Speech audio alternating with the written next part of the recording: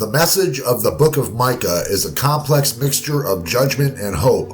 On the one hand, the prophecies announce judgment upon Israel for social evils, corrupt leadership, and idolatry. This judgment was expected to culminate in the destruction of Samaria and Jerusalem. On the other hand, the book proclaims not merely the restoration of the nation, but the transformation and exaltation of Israel and Jerusalem. The messages of hope and doom are not necessarily contradictory, however, since restoration and transformation take place only after judgment.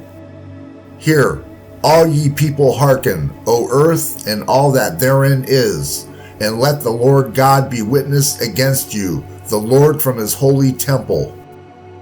But thou Bethlehem Ephratah, though thou be little among the thousands of Judah, yet out of thee shall he come forth unto me that is to be ruler in Israel, whose goings forth have been from old, from everlasting.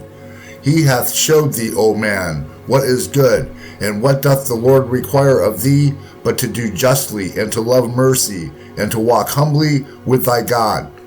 Who is a God like unto thee, that pardoneth iniquity, and passeth by the transgression of the remnant of his heritage? He retaineth not his anger forever, because he delighteth in mercy.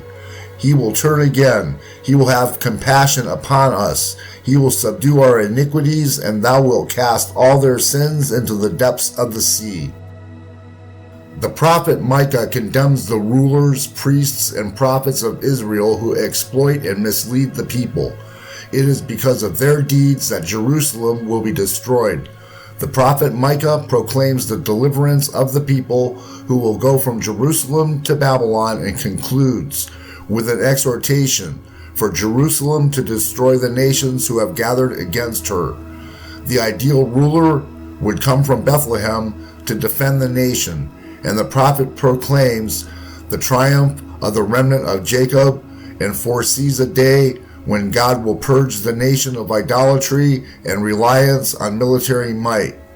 The prophet sets forth a powerful and concise summary of God's requirement for justice and loyalty, and announces judgment upon those who have followed the ways of Omri and Ahab.